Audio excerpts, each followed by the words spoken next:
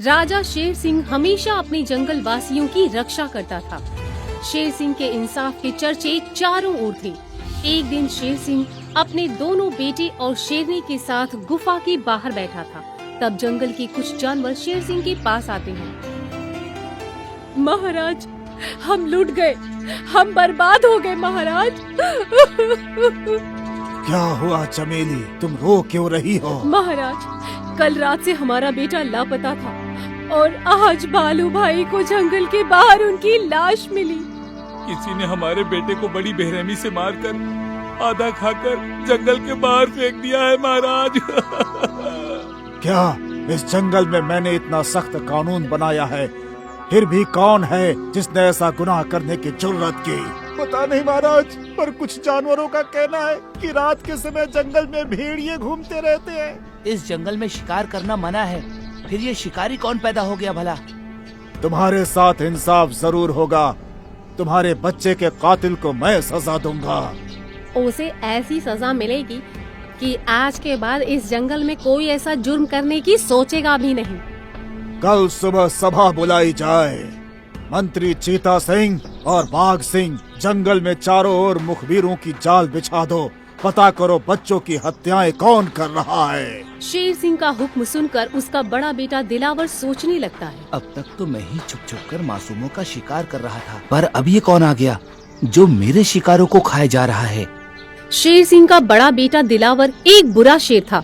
वो हमेशा अपने जंगल वासियों के बच्चों को छुपकर मारकर खा जाता था, जबकि छोटा बेटा भोला अपने पिता की तरह ही दयालु था।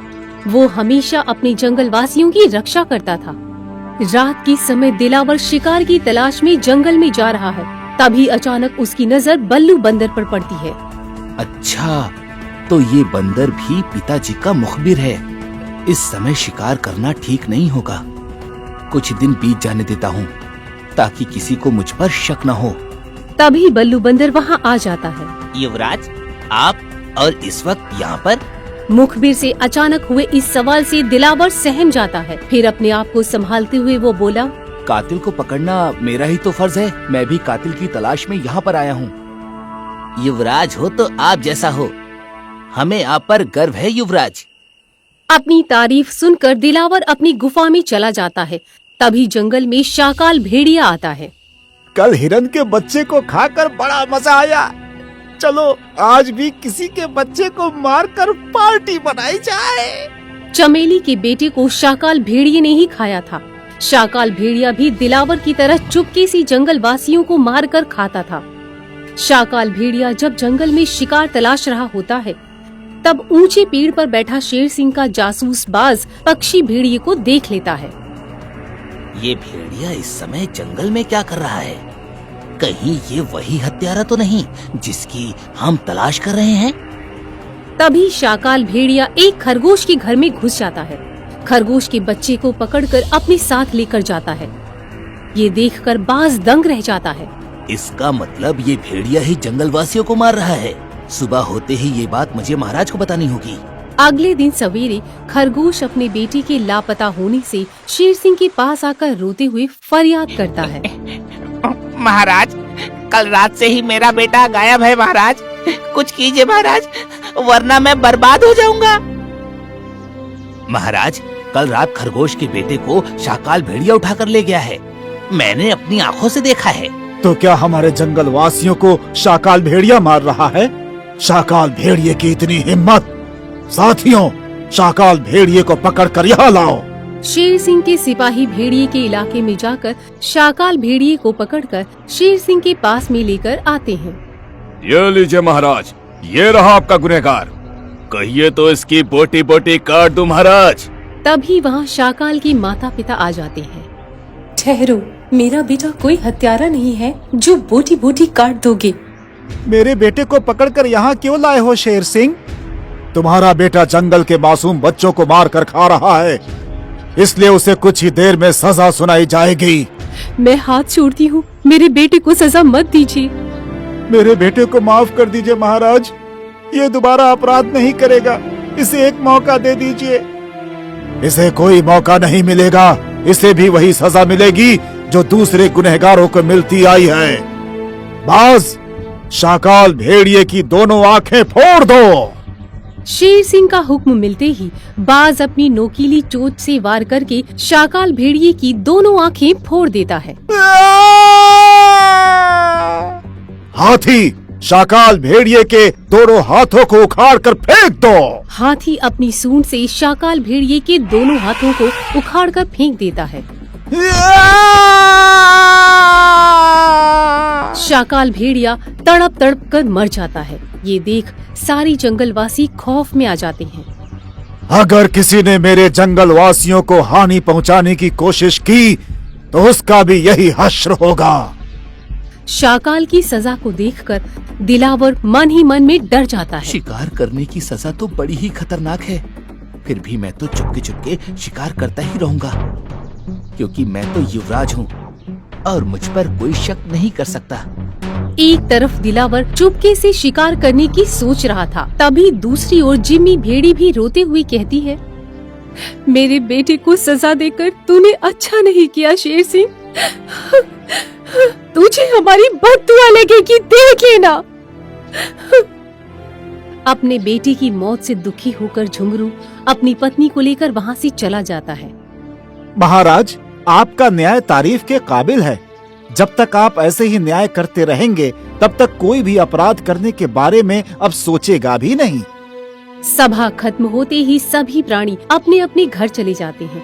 भेड़िए के मरने के बाद कुछ दिन तक किसी के मरने की खबर नहीं आती है। तभी एक रात दिलावर चुपके से जंगल में शिकार करने जाता है। काफी दिनों से मैंने किसी का भी शिकार नहीं किया, मगर आज किसी भी बच्चे को मारकर मैं खा जाऊंगा। शिकार की तलाश में दिलावर भेड़िए के इलाके में चला जाता है, जहाँ एक भेड़िए का बच्चा खेल रहा होता है।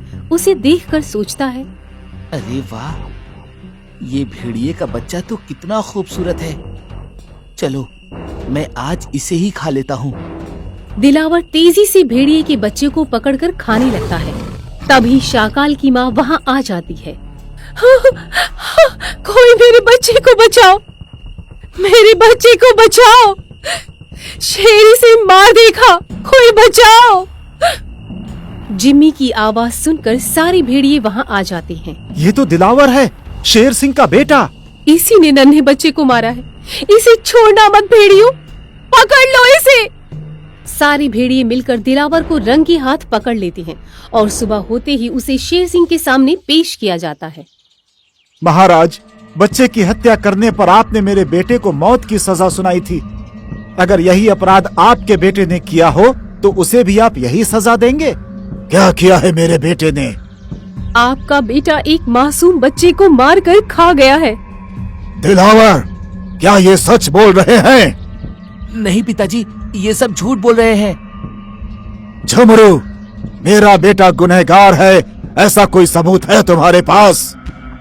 इसने कोई सबूत नहीं छोड़ा है महाराज, बच्चे को मारकर खा ही गया। बिना सबूत मैं इसे सजा नहीं दे सकता। एक सबूत है महाराज। हाँ महाराज, मैंने इसे शिकार करते हुए अपनी आंखों से देखा है। और हम सबने इसे रंगे हाथों पकड़ा है महाराज। ये सब झूठ बोल रहे हैं पिताजी। आपने इसके बेटे को मौत की सजा सुनाई थी ना, इसीलिए ये मुझ पर झूठा इल्जाम लगाकर बदला लेना चाहते हैं। सिर्फ भेड़ियों की गवाही पर मैं दिलावर को सजा नहीं दे सकता। क्या यही आपका न्याय है महाराज? दिलावर खुद का बेटा है, इसीलिए अब हमें न्याय नहीं मिल सकता। सारे भेड़िए मायूस होकर वहाँ से चले जाते हैं, परंतु शेर सिंह को चैन नहीं। रात के वक्त नींद में शेर सिंह सोचता है, दिलावर मेरा बेटा है तो क्या हुआ, अगर वो हत्यारा है तो उसे सजा मिलनी ही चाहिए। वारदात की तह तक जाकर सबूत मैं लाऊंगा। अगले दिन सुबह शेर सिंह अपने गुप्तचरों को बुलवाता है। साथियों, मेरा बेटा गुनहगार होने के कारण किसी ने मेरे इंसाफ पर तोहमत लगाई है, इसलिए तुम्हें कुछ भी करके सबूत जुटाने होंगे। अगर दिलावर हत्यारा है तो उसे सजा मिलनी ही चाहिए। आप चिंता ना करें महाराज, हम सच्चाई सामने लाकर ही रहेंगे। शेर सिंह के सारे गुप्तचर सबूत की तलाश में लग जाते हैं। तभी बाज हत्या की जगह पर एक पेड़ पे बैठे उल्लू से पूछताछ कर रहा होता है। तब उल्लू कहता है, दिलावर को हत्या करते हुए मैंने अपनी आंखों से देखा है। क्या तुम यही बात शेर सिंह के सामने कह पाओगे? दिलावर शेर सिंह का बेटा है। अगर शेर सिंह ने इंसाफ नहीं किया तो दिलावर हम सबका जीना हराम कर देगा। इसकी चिंता तुम मत करो, तुम सिर्फ गवाही दो, बाकी तुम सब मुझ पर छोड़ दो। बास पर भरोसा करके उल्लू गवाही देने के लिए शेर सिंह की सभा में आता है। हाँ महाराज, दिलावर को हत्या करते हुए मैंने अपनी आंखों से देखा है। उल्लू की जुबान को सबूत मानते हुए शेर सिंह दिलावर को सजा सुनाता है। इस जंगल के कानून के मुताबिक दिलावर को भी वही सजा मिलेगी जो भेड़िए को मिली थी। फिर बास की ओर देखकर शेर सिंह बोला, बास, दिलावर की आंखें फोड़ दो। एक बार फिर से सोच लीजिए महाराज, दिलावर आपका बेटा है। न्याय के तराजू में ना कोई बेटा होता है और ना ही कोई रिश्तेदार होता है, सिर्फ इंसाफ होता है। इसे माफ कर दीजिए महाराज, ये गलती दिलावर दोबारा नहीं करेगा। हम राजा है शेरनी, इंसाफ करना हमारा धर्म है, इसीलिए अपनी ममता को आंसुओं के सैलाब में बहाना ही होगा। पिताजी, मुझे माफ कर दो पिताजी। नहीं बेटे, तुम शेर हो, शेर की तरह जिए हो, शेर की तरह ही मौत को गले लगा लो। फिर बास की ओर देखकर शेर सिंह बोला, बाज, दिलावर की आंखें फोड़ दो। शेर सिंह का हुक्म मिलते ही बाज अपनी नोकीली चोट से वार करके दिलावर की दोनों आंखें फोड़ देता है। दिलावर को तड़पता देख शेर सिंह की आंखों में आंसू आ जाते हैं। फिर नम आंखों से हाथी को कहता है, हाथी, दिलावर के दोनों हाथों को उखाड़ के फेंक दो। ये सुनकर सब दंग रह जाते हैं। महाराज, ये आपका बेटा है, ये आगे से ऐसी गलती कभी नहीं करेगा, इसे माफ कर दीजिए महाराज। ये अपराधी है, इसके हाथ काट दो हाथी। ये मुझसे नहीं हो पाएगा महाराज। ये मेरा हुक्म है, तुम्हें मानना ही पड़ेगा। शेर सिंह का हुक्म मानते हुए हाथी ना चाहते हुए भी अपनी सूंड से दिलावर के दोनों हाथ उखाड़कर फेंक देता है। दर्द के मारे दिलावर चीख चीख कर रोने लगता है। दर्द का ये भयानक मंजर देखकर सबके सिर शेर सिंह के न्याय के सामने झुक जाते हैं। तभी शेर सिंह अपने बेटे दिलावर के पास जाकर खूब रोने लगता है। बेटे, तुमने ऐसा क्यों किया?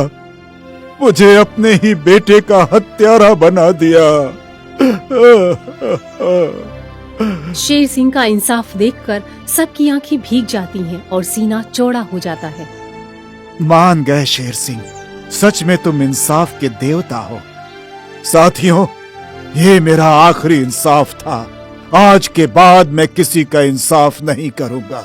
ये सुनकर सब सदमे में पड़ जाते हैं। अब मैं राजगद्दी छोड़कर हिमालय की गोद में तपस्या करना चाहता हूँ। आप राजा नहीं रहोगे तो हमारा क्या होगा महाराज? मेरा बेटा भोला राजा बनने के लायक है। मुझे भरोसा है कि वो मेरी ही तरह इंसाफ करेगा। आपके बिना मैं भी यहाँ रहकर क्या करूँगी? मैं भी आपके साथ चलती हूँ।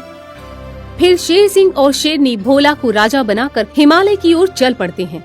जंगल के सारे प्राणी नम आंखों से उन्हें विदा करते हैं। आपको हमारा ये वीडियो पसंद आया हो तो प्लीज हमारे चैनल को सब्सक्राइब कीजिए और हाँ, वीडियो को लाइक और शेयर करना मत भूलना। धन्यवाद।